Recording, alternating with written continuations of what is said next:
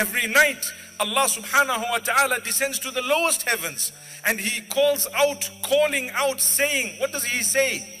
He says, who is there seeking forgiveness at a time when the third of the night remains? Who is there seeking forgiveness so I can forgive? Who is there repenting so I can accept? Who is there asking me any of their needs so that I can give?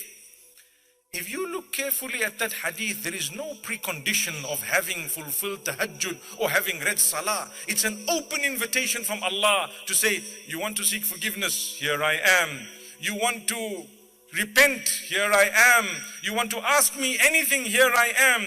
I know of people who set their clocks for the time of tahajjud, even if, subhanallah, they haven't fulfilled the tahajjud, but they will get up and call out to Allah, feeling the presence that, you know what, this call is from Allah, yaqeenan. There is no doubt that Allah is calling. Imagine when you get up and you can actually look at the time and say, wow, Allah is calling. Allah is calling me. Oh Allah, I am the one. I am seeking. Oh Allah, me, I want forgiveness. Oh Allah, forgive me. I have a need. I'm calling out to you. I know that you're here to answer me. Call out to Allah. He will give you what you want. If it is tawbah and istighfar, He will forgive you. If it is anything else, He will grant it to you when He knows it's the right time. He will give you what He knows is better for you. Subhanallah. So this is the time of tahajjud. That is the most blessed time of the night. It's the early hours of the morning, we call it, right? The last part of the night is the time of tahajjud. Its splendor, its goodness, its greatness, meaning the value of that night is not based on the tahajjud, but it's the night itself, the fact that Allah is calling out and Allah descends to the lowest heaven. So now you need to know something. We will call out to Allah, but we will also engage in ibadah. Ibadah meaning acts of worship. Call out to Allah. I need to thank Allah, praise Allah, subhanallah. So there are few things you should do and could do. Number one, dhikrullah, the praise of Allah, the remembrance of Allah. The Quran is part of dhikrullah. You can read the Quran, it's a blessed time. Subhanallah, you would actually be encouraged to engage in Salatul Tahajjud with units of two. Salatul Layli, Mathna. The Prophet ﷺ says the Salah of the night is read in twos. So we read them in twos. That's the recommended, the proper way of doing things. So you read them in twos, but on condition that you are doing it with your whole heart, no rush at all.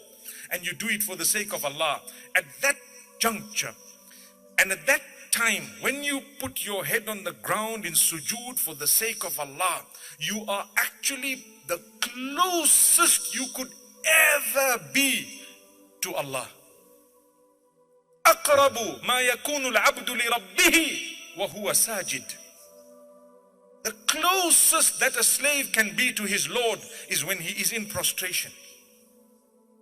You know, when you want to look at the value of prostration, ask yourself, would I ever put my head down in that condition in front of a king or a person or a monument or a statue? Absolutely not. Never. Worship is for Allah and Allah alone. So that's why no matter how big I may be, how wealthy, how powerful, how healthy, how many kids and grandkids and great-grandkids I have, but I am nothing but a slave of Allah, the Lord of the worlds. I will drop in sujood for the sake of Allah. تتجافى جنوبهم عن المضاجع يدعون ربهم خوفا وطمعا. Surah Sajda speaks about those who forsake their beddings at night in order to worship Allah. Allah praises them and tells them, for you is Jannah. Jannah. You really believe in the last day, because to worship Allah at night, nothing will inspire you unless you really believe in Allah and the last day. We have problems. We want solutions to our problems. At one stage, I tried asking people who came to me to say, I have a problem. And I tell them, did you call out to Allah in the last third? So many people used to say no, that I stopped asking. I just used to inform them, try calling out to Allah. Imagine we're saying try calling out to Allah. What try? You are supposed to start off by calling out to Allah. If you have a problem and you haven't made tahajjud, or you haven't called out to Allah at the time of tahajjud, and you are going to seek solution elsewhere, you've lost the plot. You've lost the plot. It's Allah. Allah has the solution to your problem. Allah has everything, and you haven't yet called out to Him, and you're coming to me and to others to help you to resolve a matter when Rabbul Izzati wal Jalal was not called out to. Where is your ibadah of the night? You need it. Subhanallah. May Allah guide us. So when we speak of Rasulullah sallallahu alaihi wasallam, I guarantee you, and I'm telling you, he did not need to call out every day and to make dua and istighfar. He was not a person who was sinful at all, but he did it so that we could follow that example. Here we are claiming to be the lovers of Muhammad sallallahu alaihi wasallam. How many of us have read Salatul Tahajjud in the last 30 days? 30 days gone by. You haven't even read Tahajjud. Brother says, I get up, but because I need a bath, I feel lazy. What? How could you say that? How could you do that? Subhanallah. When you were intimate with your spouse, it was nice. You enjoyed it, right? Remember, the bath is part of the package. Allahu Akbar. May Allah help us. It should be an honor.